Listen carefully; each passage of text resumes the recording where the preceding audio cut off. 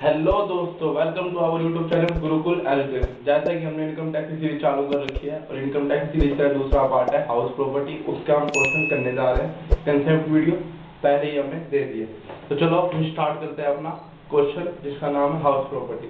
जैसे ये क्वेश्चन आपको यहाँ पे दिख रहा होगा, लिखा हुआ, या तो आप इसका स्क्रीनशॉट ले लो, नहीं तो हम टेलीग्राम पे दे रहे हैं, वहां से आप डाउनलोड कर सकते हो। तो चलो मैं एक बार क्वेश्चन पढ़ देता हूँ। Ganesh had a property whose municipal value is 2,50,000, यानी गणेश के पास प्रॉपर्टी है जिसका एमबी यानी म्युनिसिपल वैल्यू दे रखा है। फिर उसका फेयर रेंट दे रखा है 2 लाख रुपए, यानी जो नॉर्मली रेंट ले रहे लोग वो कितना है 2 लाख रुपए। और जो स्टैंडर्ड रेंट एक्ट है यानी जो कानून में है वो कितना दे रखा है, कानून में दे रखा है 2,10,000 रुपए। फिर ठीक है, ये जो प्रॉपर्टी है लेट आउट है। लेट आउट का मतलब होता है रेंट पे दे रखी है, जैसे कि हमने कंसेप्ट वीडियो में मैंने बढ़िया बताया, तो आप उसे रेफर कर सकते हो। लेट आउट दे रखा है मुझे 20,000 रुपए पर मंथ के हिसाब से। यहाँ पे मंथ दे रखा है, ऊपर की 3 वैल्यू पी है यानी पर एनुअम दे रखी है, यानी साल की दे रखी है। ठीक है। हाउ अब जो टेनेंट है यानी जो किराएदार है वो सिर्फ 31 जनवरी तक रहता है, यानी 2 महीने के लिए क्या रहता है, मेरा घर खाली रहता है, उन 2 महीने में मुझे कोई पैसे रिसीव नहीं हुए। ठीक है, जो कह रहा है। ठीक है, अब हमें पूछ रहा है कि जो म्युनिसिपल टैक्स मैंने पे करा है वो 8% की रेट से पे करा है, और जो मेरा जो है इंटरेस्ट ऑन बोरोड कैपिटल, यानी मैंने लोन लिया था उस घर को बनाने के लिए, उस पर मैंने जो अपना इंटरेस्ट है 65,000 रुपए साल का पे करा है। तो मुझे पूछ रहा है कि एचपी कंप्यूटेशन ऑफ इनकम, यानी मेरी जो है हाउस प्रॉपर्टी से इनकम कितनी हुई है उसको कैलकुलेट करो। ठीक है, जैसे कि मैंने आपको क्वेश्चन में भी शॉर्ट समरी बता दिया है। एचपी का क्वेश्चन करते समय सबसे पहले जो आप क्वेश्चन में जो चीज दे रखी है डाटा, उसको सबसे पहले आप एक रफ वर्क में लिख ले, जैसे कि मैं यहाँ पे लिख के दिखा रहा हूँ। सबसे पहले मुझे दे रखी है एमबी यानी म्युनिसिपल वैल्यू। म्युनिसिपल वैल्यू दे रखी है मुझे 2,50,000 रुपीज, और ये दे रखी है पर एनिमम। फिर मुझे फेयर रेंट दे रखा है 2 लाख रुपीज पर एनिमम, और फिर मुझे स्टैंडर्ड रेंट दे रखा है 2,10,000 रुपीज पर एनिमम। ये तीन मुझे ऊपरी की 2 लाइन में दे रखा है। फिर इन्होंने मुझे कह रखा है कि जो लेट आउट प्रॉपर्टी का रेंट है वो 20,000 रुपए पर मंथ है, यानी कितने रुपए, रेंट कितना है 20,000 रुपए पीएम, यानी पर मंथ है। ये तीन क्या है, पर एनुअल यानी साल का है। फिर ये कह रहा है कि जो टेनेंट है वो 31 जनवरी तक ही रह रहा है, यानी टेनेंट कब तक रह रहा है 31/1/2024। इसके यानी इसके जो 2 महीने बाद है वो खाली है, 2 मंथ के लिए क्या है मेरा प्लॉट जो है वो खाली पड़ा है। ठीक है, फिर क्वेश्चन मुझे कह रहा है कि इंटरेस्ट यानी कैपिटल जो मैंने लोन लिया था बैंक से, उस पर मैंने जो इंटरेस्ट है वो 65,000 रुपए का साल में पे करा है। तो इंटरेस्ट कितना पे करा है साल में 65,000 रुपए का। ठीक है, ये फैक्ट हमें रफ में कर लिया। अभी से देखो हमें कितनी जल्दी मदद मिलेगी। सबसे पहले एचपी को निकालने के लिए हम क्या निकालते हैं, जीएबी। अगर आपको जीएबी का मतलब नहीं पता तो आप मेरी पिछली वीडियो को रेफर कर सकते हो, वहां मैंने इसको बहुत ही अच्छे तरीके से बताया। जीएबी का मतलब होता है ग्रोथ एनुअल वैल्यू, और सबसे पहले हम इसको कैलकुलेट करेंगे। इसको कैलकुलेट करने के लिए हमें चाहिए ईआर और हमें चाहिए एआर। ईआर का मतलब होता है एक्सपेक्टेड रेंट और एआर का मतलब होता है एक्चुअल रेंट, यानी एक्चुअली में रेंट कितना पे करा है। ठीक है, अब ईआर निकालने के लिए भी फॉर्मूला आता है। ईआर बोलता है कि जो एमबी है एंड एफआर है, इन दोनों में सबसे बड़ी कौन है, इन दोनों में सबसे बड़ी वैल्यू कौन सी है, एमबी की है एफआर की।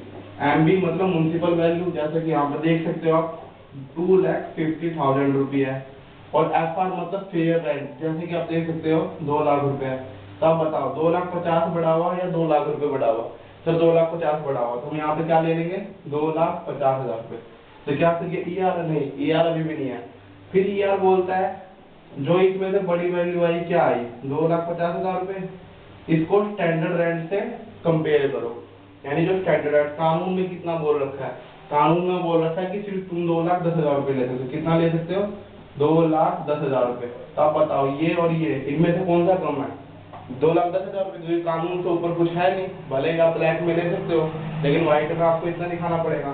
तो ईआर मेरा कितना हो गया 2,10,000 रुपए। ठीक है, समझ गए, आई होप आपको ईआर समझ आ गया होगा। चलो हम चलते हैं आप अपने दूसरे ईआर में निकाल लिया कितना 2,10,000 रुपए का। अब हमें निकालना है एआर। इसलिए मैंने कहा था कि पहले आप रफ फिगर लिख लो। एआर मतलब होता है कि एक्चुअली में रेंट कितना मिलना चाहिए। अब देखो 31 जनवरी 2024, यानी वो कितने महीने के लिए रह रही है, वो 10 महीने में जो टेनेंट रही है, यानी मेरे मकान में 10 महीने तक वो किराएदार रही है। तो देखो एक्चुअली मुझे मिलना चाहिए 12 महीने का, और 1 महीने का जो है रेंट है 20,000 रुपये। अगर मान लो वो किराएदार पूरे साल भर रहती तो मुझे इतने महीने का रेंट मिलता। हालांकि क्वेश्चन मुझे कह रहा है कि सिर्फ वो 31 जनवरी तक रह रही है, यानी फरवरी का महीना नहीं रही है, यानी मार्च का महीना, यानी 2 महीने के लिए तो मुझे रेंट मिला ही नहीं है। तो साल के रेंट में से मैं क्या करूंगा, 2 महीने का रेंट को क्या कर दूंगा, माइनस कर दूंगा। तो चलो देखते हैं, 12 दूनी 24। तो देखो वैसे मिलना चाहिए मुझे 2,40,000 रुपये, पर जब वो 2 महीने के लिए रही नहीं है तो उसने मुझे रेंट दिया नहीं है। तो मैं इसमें क्या कर दूंगा, 40,000 रुपये को क्या कर दूंगा माइनस, तो क्या हो जाएगा 2 लाख रुपए। ठीक है, तो AR की वैल्यू पता चल गई मुझे 2 लाख रुपए। अब बताओ ER और AR में बड़ा कौन है, ER और AR में बड़ा है सर हमारा ER। ठीक है, तो हमारा GAV कितना आ गया, हमारा GAV हो गया 2,10,000 रुपए। हमारा GAV कितना हो गया, ठीक है, हमारा GAV कितना हो गया 2,10,000 रुपए। इसके बाद मुझे क्या निकालना है, इसके बाद मुझे निकालना होता है म्युनिसिपल टैक्स कितना पेड करा है। ठीक है, क्वेश्चन में मुझे क्या रखा है कि म्युनिसिपल टैक्स जो पे करा है वो 10% के रेट से पे करा है। ठीक है, म्युनिसिपल टैक्स परसेंट जैसे आप देखोगे 1 2 3 सॉरी 8% से लास्ट से तीसरी लाइन पे दे रखा है आपको 8%, यानी म्युनिसिपल जो टैक्स पे करा है वो 8% की रेट से हमने पे करा है। तो 8% किसका लेंगे, म्युनिसिपल वैल्यू, यानी म्युनिसिपल टैक्स म्युनिसिपल वैल्यू जो है आपके इधर का जो MCD होगा वो डिसाइड करता है कितनी होगी, उसी के हिसाब से जो आपको टैक्स पे करना होता है। तो ये कह रहा है कि जो म्युनिसिपल टैक्स पे करा है आपने वो 8% से पे करा है। तो चलो निकाल देते हैं, 2,50,000 का 8%, तो 2,50,000 का 8% कितना होगा, कैलकुलेट करके देखना पड़ता है। 2,50,000 इंटू 8%, यानी 1,60,000 रुपये। नहीं यार कुछ ज्यादा ही हो गया।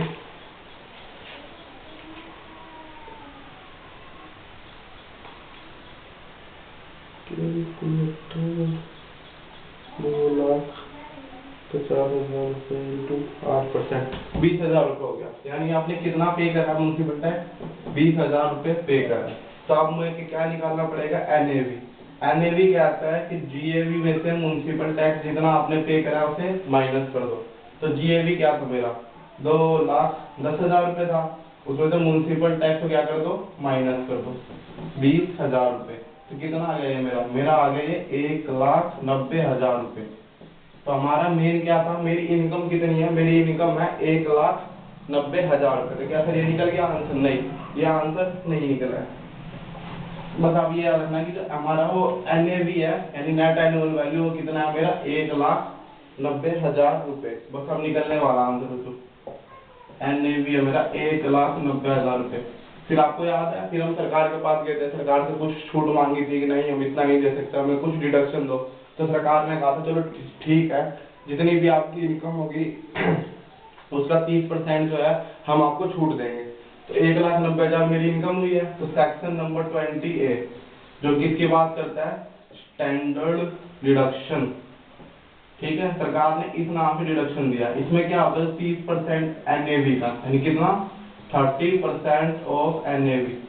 जितना भी आपका NAV होगा उसका 30% सरकार ने कहा कि हम आपको क्या देंगे, छूट देंगे। तो 1,90,000 का जो है 30% कितना होता है, 1,90,000 का 30% होगा हमारा 1,90,000 का 30% होगा 57,000 रुपये। कितना 57,000 रुपये। तो ये सरकार ने छूट दिया। और फिर हमने 24B में जैसे कि मैंने बताया था कि जो हमने लोन लिया था वो घर के लिए लिया था, और यदि हमने घर के लिए लोन लिया तो उस पर जितना भी मैंने इंटरेस्ट पे करा है वो पूरा का पूरा मुझे डिडक्शन मिलेगा। तो देखो कितना इंटरेस्ट पे करा है, 65,000 रुपये का इंटरेस्ट पे करा है। इंटरेस्ट ऑन बोरोड कैपिटल, यानी बोरोड कैपिटल का मतलब है कि बोरो मतलब उधार लेना, कैपिटल मतलब पैसा। तो किस तरह पैसा उधार लोगे, बैंक से उधार लोगे, सरकार के अकॉर्डिंग आप बैंक से उधार लोगे। तो जो उधार पैसा लिया आपने उसमें कितना इंटरेस्ट पे करा, 65,000 रुपए का। तो ये जो आपको 1,90,000 में 57,000 रुपए माइनस कर दो, क्योंकि ये स्टैंडर्ड डिडक्शन है। जब हम सरकार के पास गए तो सरकार ने 30% की छूट दी थी, और ये इसलिए माइनस हुआ क्योंकि हमने घर बनाने के लिए किया था। इन दोनों को माइनस करके जो भी आंसर आएगा वो क्या हो जाएगा, वो हमारा इनकम हो जाएगा। किससे? Income from house property. यानी मैंने इतना इनकम जो है वो हाउस प्रॉपर्टी से कमाया। चलो देखते हैं कितना इनकम कमाया। 1,90,000 और 1,90,000 में 57,000 माइनस करा, उसमें से भी 65,000 रुपए माइनस करा, तो हमारी इनकम कितनी होगी? 68,000 रुपए। यानी हमें टैक्स कितने पे करना है? सरकार को 68,000 रुपए मुझे टैक्स पे करना है। इस तरीके से जो है हमारा एचपी का क्वेश्चन क्या होता है, कंप्लीट होता है। आई होप आपको जो एचपी का क्वेश्चन है वो समझ में आया हो अच्छे से, क्योंकि ये बहुत ही इजी कंसेप्ट है। आप इसके 1-2 क्वेश्चन भी अगर इग्नू की बुक से भी कर लोगे, 1-2 क्वेश्चन या फिर प्रीवियस ईयर क्वेश्चन कर लोगे, तो आपको इजीली समझ आ जाएगा। बाय द वे, अगर आपको कुछ और कंसेप्ट या डाउट लग रहा है इसमें, तो आप मुझे कमेंट कर सकते हो, सर ये सेक्शन समझ नहीं आया या ये स्टेप समझ नहीं आया। और अगर आपको ये वीडियो अच्छी लग रही है तो चैनल को सब्सक्राइब करें, वीडियो को ज़्यादा से ज़्यादा लाइक करें और शेयर करें। Thank you.